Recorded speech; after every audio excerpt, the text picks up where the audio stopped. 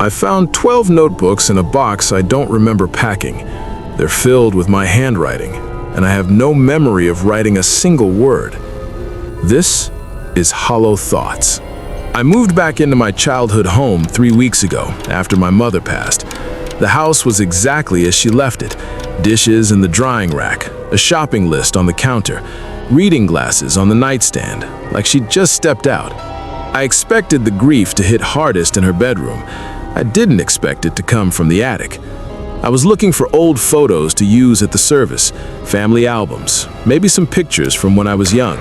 Instead, I found a cardboard box with my name written on the side in faded marker, my handwriting. Inside were 12 composition notebooks, the black and white kind we used in school. I opened the first one. The date on the first entry was September 4th, 2009. I would have been 19. I read the first line, and I felt nothing. No recognition, no memory, just my handwriting telling me about a day I don't remember living. I told myself that's normal. 14 years is a long time. No one remembers everything. I kept reading. The person in these journals had opinions I don't hold, liked things I've never cared about, used phrases I would never use. They wrote about classes I can't recall taking, friendships with people whose names mean nothing to me, a professor they admired, a coffee shop they visited every morning, a song they couldn't stop listening to. None of it was familiar. None of it felt like mine. But the handwriting was undeniably mine. The slant of the letters, the way I cross my T's too high, the way I loop my G's. This was my hand. This was someone else's life. I set the journals aside that first night, told myself I was tired, grieving, that memory is strange and the mind does strange things when it's under stress. But I couldn't stop thinking about them. The second night, I read more carefully. I took notes like I was studying for an exam. I was looking for something I recognized, anything. In the third journal, dated early 2010, the narrator, I keep wanting to call them that, the narrator, because it feels wrong to call them me. The narrator mentions a girlfriend named Claire. I've never dated anyone named Claire. I have no memory of a Claire, but the narrator describes her in detail. The sound of her laugh, the way she tucked her hair behind her ear, the specific shape of her handwriting, which was apparently better than mine. The narrator was in love with her, deeply. I could tell from the way the sentences slowed down whenever she appeared, from the way the pen seemed to press harder into the page.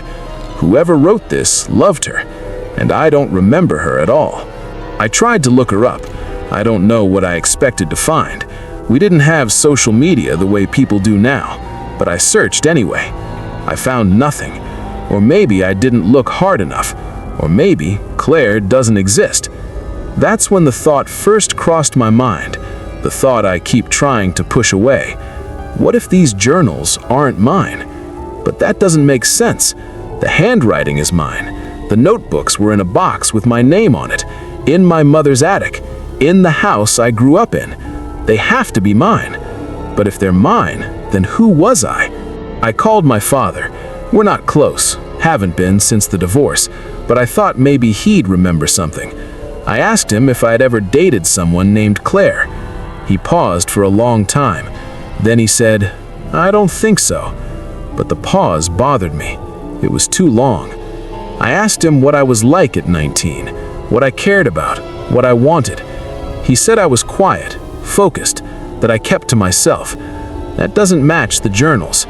The person in the journals was social. They had close friends. They stayed out late. They worried about being too loud, too much, too intense. The person my father described sounds like me now. The person in the journals sounds like someone I would find exhausting.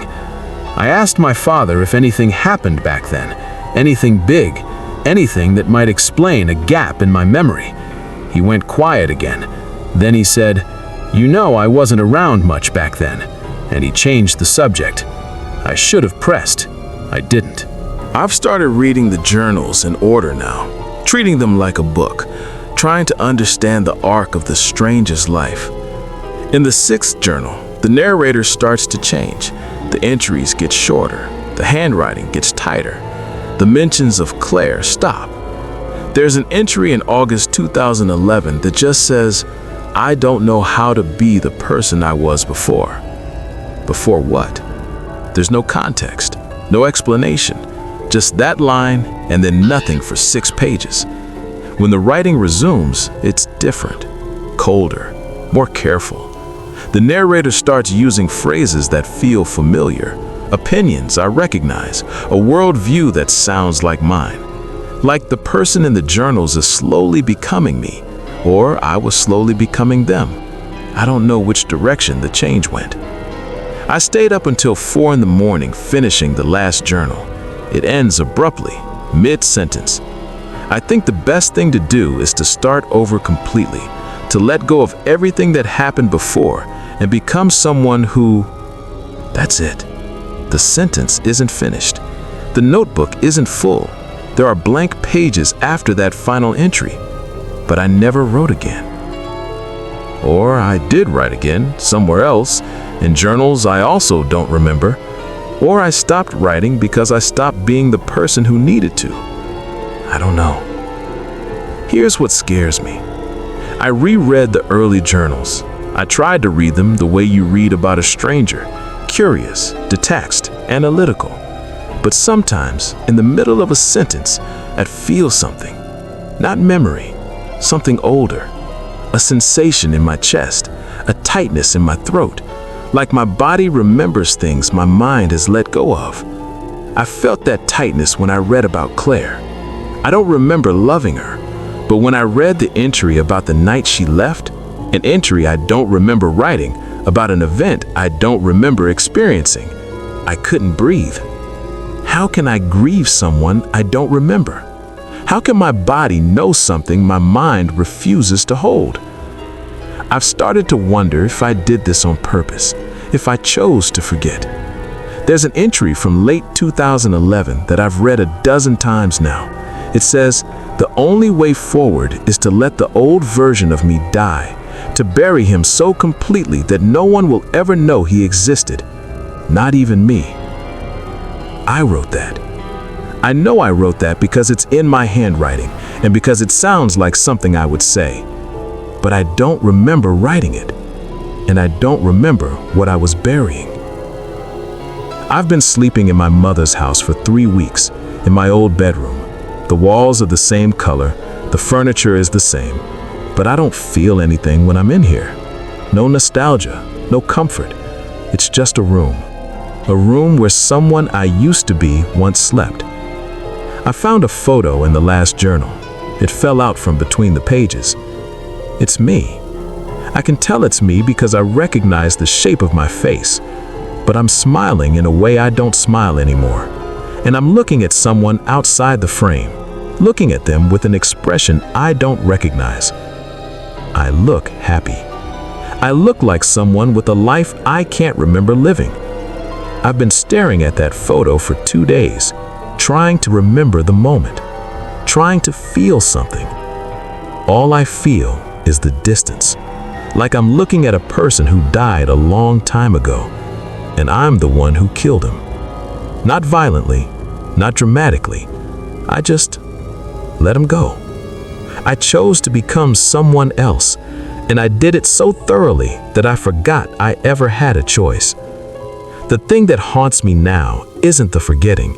It's the question of whether I was right. Whatever happened in 2011, whatever made me right that I needed to let the old version of me die, was it really so terrible that the only solution was to erase myself? Or did I overreact? Did I destroy something precious because I didn't know how to fix it? Did I bury someone worth remembering? I don't know. I'll never know, because the person who made that choice is gone. And the person who's left, the person speaking to you right now, isn't the one who lived through it. I'm just the one who woke up on the other side. I keep looking for Claire. I don't know why. I don't remember her. I don't know what I'd say if I found her. But I feel like she's the key. Like if I could talk to her, she could tell me who I was. She could tell me what happened. She could tell me whether I made the right choice. But I also know that if I found her, she wouldn't recognize me. Not because I look different, because I am different. The person she knew is dead. I made sure of it. Last night, I sat in my old bedroom with all 12 journals stacked beside me. I thought about burning them, not out of anger, out of mercy. Whatever's in these pages, whoever this person was, maybe they deserve to stay buried. Maybe I was right to forget. Maybe some versions of ourselves are meant to die. But then I read the last entry again, that unfinished sentence. I think the best thing to do is to start over completely, to let go of everything that happened before and become someone who what? I'll never know, because I never finished the thought. Or maybe I did. Maybe I am the end of that sentence. Maybe I'm the person I was trying to become. And the reason I don't remember the journals is because forgetting was the point. This is the version of me that survived. This is who I chose to be. But here's the thing. I don't remember choosing. And if you don't remember making a choice, is it still yours? If you don't remember who you were before, do you have a right to who you are now? I'm holding the photo again, the one where I'm smiling, the one where I'm looking at someone I can't remember loving, and I'm trying to feel something, anything. I think if I'm very quiet, if I hold my breath, I can almost hear her voice. But I'm not sure anymore if it's a memory, or if it's just something I'm imagining, something I want so badly to be real that I'm willing to build it from nothing. That's the thing about forgetting. You don't just lose the memories, you lose the ability to know what's real. I don't know who I was. I don't know who I am. And I'm starting to wonder if there's any difference at all. The journals are still stacked beside my bed. I haven't burned them. I haven't put them back in the attic. I keep reading them, looking for something, a clue, a moment of recognition, proof that I was once the person who wrote these words. But the more I read, the further away he feels. And the more I wonder if I'm looking for someone who was never really me at all. I don't know how to end this, because it isn't over. I'm still here, in this house, with these notebooks, with this stranger's handwriting, with this face in the photo that used to be mine. Maybe tomorrow I'll remember something. Maybe tomorrow it'll all come back. Or maybe tomorrow I'll be a little bit further from whoever I used to be, and I won't even notice the distance growing.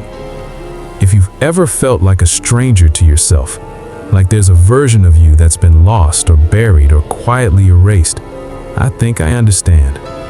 I don't have answers. I'm not sure anyone does. But if you want to share your own story in the comments, I'll read it, I promise. And if this found you at the right time, consider staying. There's always room for more hollow thoughts. I'm going to put the journals away now, but I already know I'll open them again tomorrow. I keep hoping the words will finally feel like mine.